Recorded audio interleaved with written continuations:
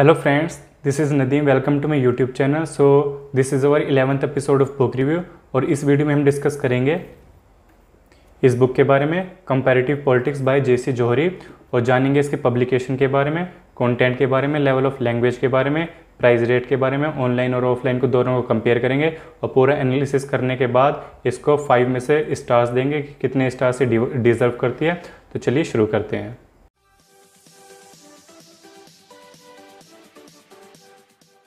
सो दोस्तों, यह comparative politics bye जेसी जोहरी। जेसी जोहरी काफ़ी रिनाउंड प्रोफेसर हैं पॉलिटिकल साइंस के फील्ड में और इसका जो पब्लिकेशन है वो है स्टेर्लिंग पब्लिकेशन है इस बुक का। और ये जो बुक है इसका 4th एडिशन है ये बुक। इसके पहले 3 एडिशन आ चुके हैं, ये 4th एडिशन है, आप देख सकते हैं, लेटेस्ट एडिशन है। तो इसके बाद में हम इसके कंटेंट के बारे में देखते हैं। तो इसके जो पार्ट हैं वो 2 पार्ट में डिवाइडेड है ये बुक। अप्रोचेज एंड थ्योरीज ये फर्स्ट पार्ट है और सेकंड पार्ट है इसका पॉलिटिकल इंस्टीट्यूशंस एंड स्ट्रक्चर्स। तो इसके फर्स्ट पार्ट में टोटल 15 चैप्टर्स हैं और इसके जो सेकंड पार्ट है इसमें 16 चैप्टर्स है। तो टोटल 31 चैप्टर्स हैं। तो एक 1 बाय 1 गो थ्रू हो जाते हैं एक बार इन चैप्टर्स से ताकि आपको एक आइडिया मिल जाए। सो फर्स्ट चैप्टर है जो अप्रोचेज एंड थ्योरीज हैं।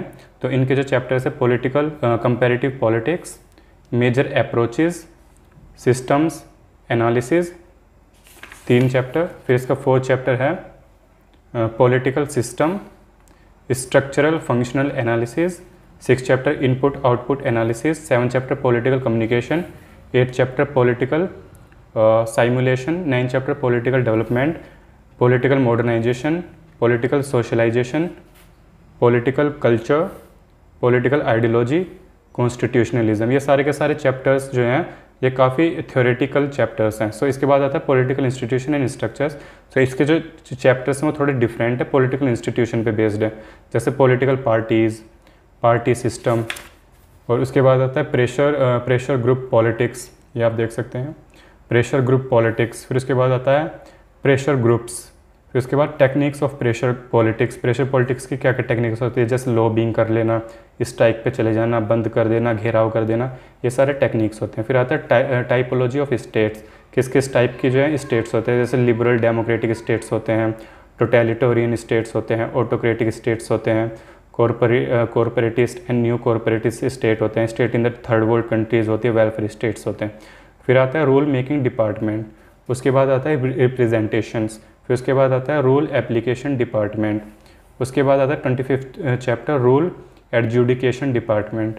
फिर उसके बाद 26th chapter separation of powers, देख सकते हैं हम, सेपरेशन ऑफ पावर्स। फिर उसके बाद आता है political एलाइट्स।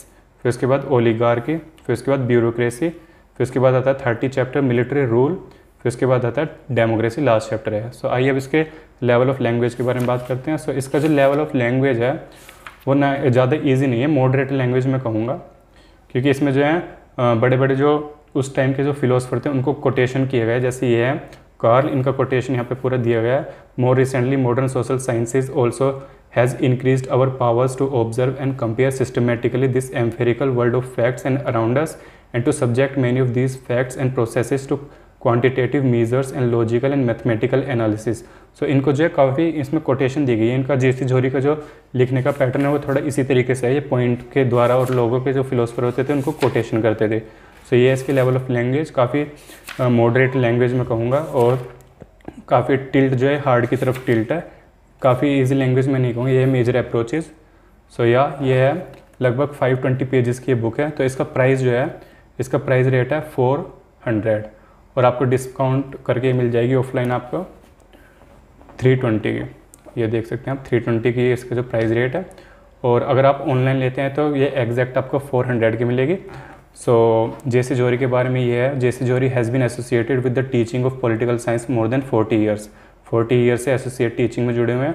For a year 1971-72 he worked as deputy director research at the institute of constitutional and parliamentary Studies, New Delhi. He worked as reader, Department of Political Science, Shyamlal College, Delhi University.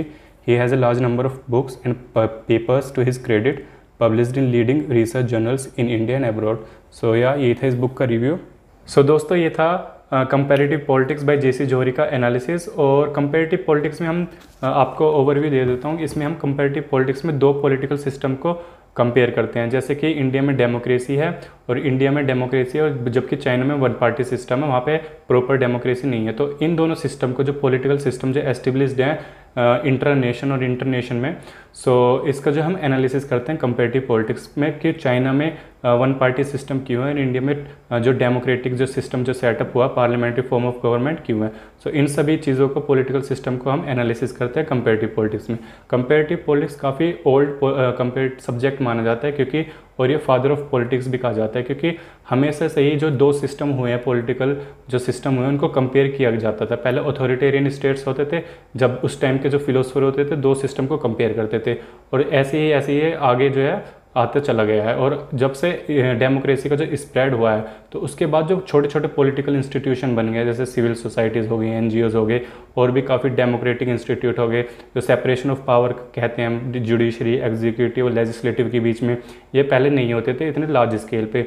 और इन जो democratic setup का, जैसे America है और India है, यहाँ पे जो है मिलिट्री रोल क्या है, वहाँ पे अमेरिका में मिलिट्री रोल क्या है, पाकिस्तान में जो मिलिट्री रोल काफ़ी हद तक ज़्यादा है, वहाँ पे जो है कई बार कूप भी हो चुके हैं। तो वहाँ पे जो मिलिट्री कूप होने के क्या क्या कारण हैं, इंडिया में आज तक मिलिट्री कूप क्यों नहीं हुआ, टर्की में मिलिट्री कूप हुआ था, उसको जो है सफल नहीं हो पाया वो मिलिट्री कूप जो अभी एर्दोगन के एरा में हुआ था। सो ये जो जितने भी पॉलिटिकल सिस्टम होते हैं, इनका एनालिसिस करते हैं और इनको कंपेयर करते हैं सिस्टमेटिकली। सो यही था इस बुक में। और अगर आप यूपीएससी की तैयारी करते हैं तो आपका जो ऑप्शनल है पॉलिटिकल साइंस, उसमें एक पोर्शन आता है कंपैरेटिव पॉलिटिक्स का। सो कंपैरेटिव पॉलिटिक्स की इंडिया में ज़्यादातर यही सबसे फेमस बुक है, कंपैरेटिव पॉलिटिक्स बाय जेसी जोरी। तो आप इसके गो थ्रू हो सकते हैं अगर आपका ऑप्शनल पॉलिटिकल साइंस है, वरना अगर आप जनरल स्टडीज़ है तो लक्ष्मीकांत मोर देन इनफ होती है उसमें। सो यही था इस बुक का रिव्यू। अगर आपको वीडियो पसंद आई हो तो लाइक करें, सब्सक्राइब करें, कमेंट करें और बताएं कि आगे किस तरीके की वीडियो देखना चाहते हैं। Thanks for watching, bye bye.